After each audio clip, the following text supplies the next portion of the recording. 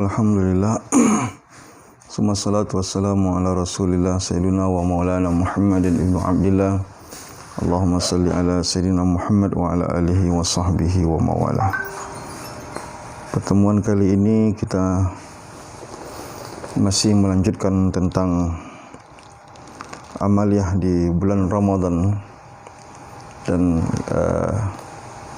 pada bab kali ini kita akan membahas perkara-perkara yang sifatnya dasar yang berkaitan dengan pelaksanaan salat tarawih.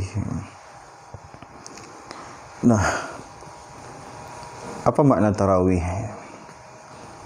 Tarawih itu adalah jamak dari kata tarwihah yang artinya istirahat. Salat ini disebut dengan salat tarawih karena memang dalam pelaksanaannya salat ini banyak istirahatnya. Habis salam istirahat, habis salam istirahat. Pada saat istirahat itu ya ada yang mengisinya dengan zikir, ada yang mengisinya dengan doa. Bahkan dulu di zaman sahabat itu diisi dengan tawaf dan segala macam. Artinya ada rentang waktu antara satu salam dengan salat berikutnya, baru dia disebut dengan salat tarawih ya. Maka di sini kita bisa simpulkan keliru kalau orang melaksanakan tarawih ini terburu-buru, karena tidak cocok dengan namanya. Karena tarawih itu sendiri maknanya adalah istirahat. Sumiyat bihadzal ismi li'annahum kanu yatarawwahuna akba kulli arba'ati raka'atin. Karena dulu di zaman sahabat, para tabi'in, mereka kalau salat tarawih itu habis 4 rakaat mereka istirahat. Habis 4 rakaat mereka istirahat. Nah, maka disebut dengan tarawih. Kemudian tarawih ini adalah bagian daripada qiyamul lail. Ya, artinya pelaksanaan dan semua hukum-hukum berkaitan dengan qiyamul lail ini sama dengan pelaksanaan tarawih. Misalkan dari segi waktu, ya, pelaksanaannya layaknya qiyamul lail yang lain. Laksanakan masuknya isya sampai masuknya waktu fajar. Ini rentang waktu pelaksanaan tarawih. Karena dia masuk qiyamul lail. Baik dilaksanakan sebelum tidur ataupun dilaksanakan sesudah tidur. Maka dari segi waktu pelaksanaannya tarawih ini panjang. Habis isya dilaksanakan langsung sudah boleh. Kalau kita mau menunggu sampai sepertiga malam boleh. Kalau kita mau menunggu menjelang masuknya waktu subuh boleh. Tidak jadi masalah. Artinya pelaksanaannya itu waktunya panjang. Layaknya pelaksanaan qiyamul lail. Nah, adapun hukum melaksanakan salat tarawih ini adalah sunnah muakkad. Karena salat tarawih ini adalah salah satu salat sunnah yang dilaksanakan oleh Rasulullah SAW dan bagian daripada penyempurnaan Ramadan kita. Maka Rasulullah SAW mengingatkan kepada kita, man shama ramadhana imanan wa ihtisaban ghufira lahu ma taqaddama min dzambihi. Barang siapa yang di siang hari berpuasa betul-betul karena iman dan mengharap pahala dari Allah Subhanahu wa taala, maka Allah ampunkan dosa-dosanya sebelumnya. Wa man qama ramadhana imanan wa ihtisaban ghufira lahu ma taqaddama min dzambihi. Dan barang siapa yang mendirikan malamnya dengan pelaksanaan salat, maka orang ini betul-betul karena iman dan mengharap pahala dari Allah Subhanahu wa taala, maka orang ini akan diampunkan dosa-dosanya. Melihat kuatnya anjuran ini, maka ulama sepakat mengatakan pelaksanaan salat tarawih ini adalah hukumnya sunnah muakkad. Dalam artian orang yang menyengajakan diri untuk tidak melaksanakannya padahal dia mampu, padahal dia bisa, dia punya waktu, dia tidak ada uzur, maka orang seperti ini akan tercela di mata Allah Subhanahu wa taala. Nah, ini perlu diperhatikan. Nah, tata cara pelaksanaan tarawih layaknya pelaksanaan qiyamul lail yang lain. Itu bisa dilaksanakan secara berjamaah. Meskipun tarawih boleh dilaksanakan di rumah. Artinya kalau seandainya ada orang uzur tak punya waktu untuk ke masjid melaksanakannya berjamaah, maka dia bisa melaksanakan tarawih di rumah. Tapi kalau dia laksanakan pelaksanaan ibadah tarawih di masjid dengan berjamaah, tentu saja itu lebih afdal. Dan dalam sebuah hadis dijelaskan bahwa Nabi sallallahu alaihi wasallam shalla fil masjid zata lailatin fa shalla bi salatihi nasun summa shalla min al-qabila fa kasurun nas summa jatama'u min al-lailati salisa aw ar-rabi'ah falam yakhruj ilaihim Rasulullah. Jadi Rasulullah SAW melaksanakan sholat malam yang kita sebut dengan tarawih di masjid. Maka orang-orang melihat, lalu orang-orang pun ikut sholat di malam berikutnya. Lalu pada malam ketiga ataupun malam keempat tidak kelihatan Rasulullah. Artinya Rasulullah tidak ikut sholat di masjid ketika itu. Padahal orang-orang sudah banyak ingin mengikuti Rasulullah, yang lain. Karena hari pertama, hari kedua, hari ketiga Rasulullah melaksanakan sholat di masjid, maka orang-orang pun merasa ingin mengikuti jejak Rasulullah dalam beribadah. Maka mereka pun berkumpul di masjid untuk melaksanakannya. Tapi pada hari keempat, ketiga atau keempat, lam yakhruj ilaihim Rasulullah SAW. Rasulullah tak ikut solat bersama mereka di masjid. Falamma asbaha, pagi harinya, qala ra'aitu allazi sana'tum falam yamna'ni minal khuruji ilaikum. Kata Rasulullah, aku melihat kalian solat dan tidak ada sebenarnya halanganku untuk ikut solat bersama kalian. Illa anni khasyitu an tufrada alaikum, hanya saja aku khawatir pelaksanaan ini dibebankan atau diwajibkan kepada kalian. Nah,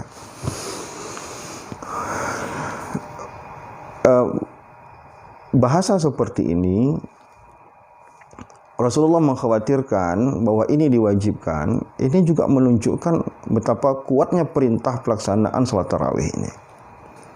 Dan yang kedua, menunjukkan juga bahwa Rasulullah SAW suka melaksanakannya di masjid.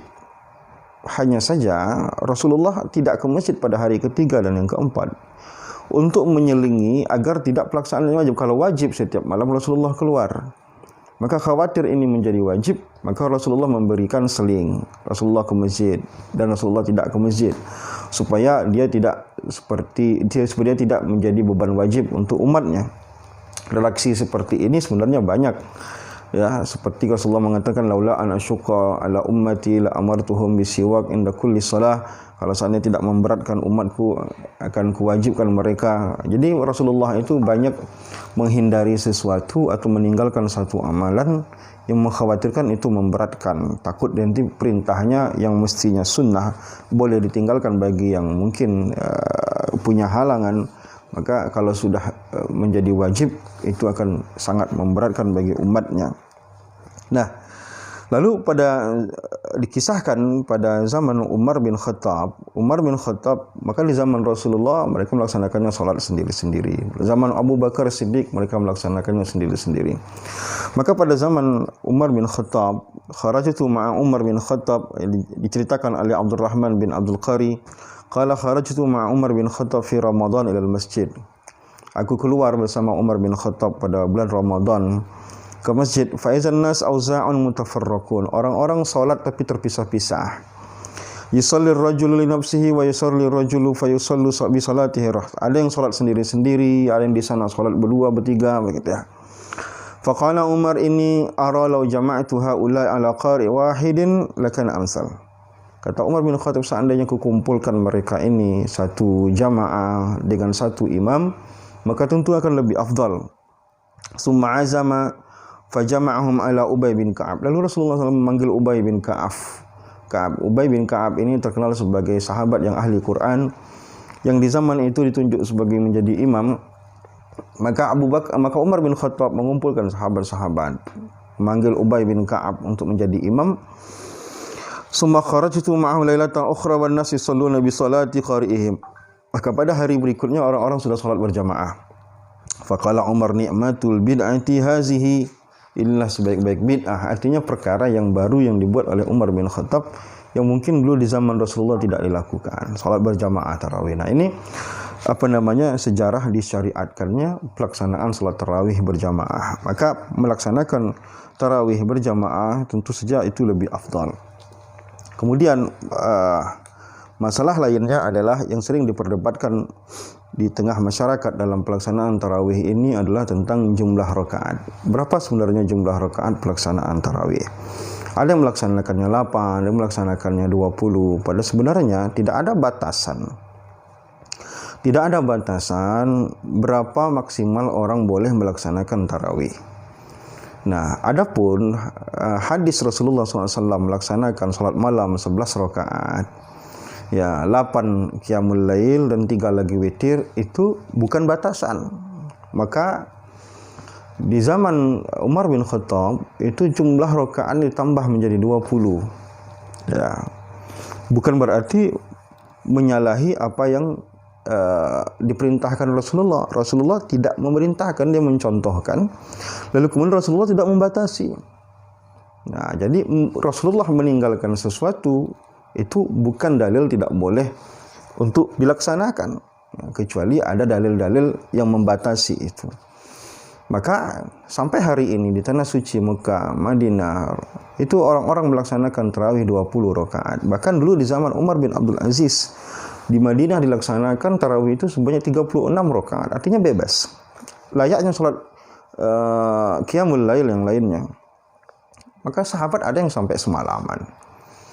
Ada tabi'in yang sampai 1000 rakaat, ya. Ada yang mungkin sampai ratusan rakaat, dan itu tidak jadi masalah. Tidak ada batasan jumlah rakaat tarawih. Kalau orang melaksanakan 8 itu boleh-boleh saja. Kalau orang melaksanakan 20 atau orang melaksanakan lebih dari itu. Walaupun sebagian ulama kadang ada yang mengatakan ya 8 saja, atau ada yang mengatakan 20 saja, ada yang mengatakan 36 saja. Nah, kemudian adapun apakah 2 rakaat atau 2 rakaat atau 4 rakaat sekaligus? Dua-duanya juga ada dalilnya. Ada hadis di mana Rasulullah melaksanakan salat tarawih, salat malam 4 rakaat, dan kata Bunda Aisyah, jangan tanyakan betapa panjangnya bacaan Rasulullah itu. Di hadis lain Rasulullah juga mengatakan salatul laili masna masna, salat malam itu dua-dua. Hanya saja di dalam mazhab Syafi'i memang dikuatkan pendapat untuk melaksanakannya 2 rakaat. Nah, adapun orang melaksanakannya 4 rakaat, itu juga ada dalilnya. Nah, inilah seputar tentang pelaksanaan salat tarawih secara singkat. Dan kemudian ada satu pertanyaan lagi di tengah masyarakat yang mungkin diragukan, yang dulu sudah dilaksanakan sudah jauh sebelum kita, tentang antara salat tarawih ini setelah salam ada di antara kita yang melaksanakan zikir, ada yang melaksanakan tahlil dan salawat.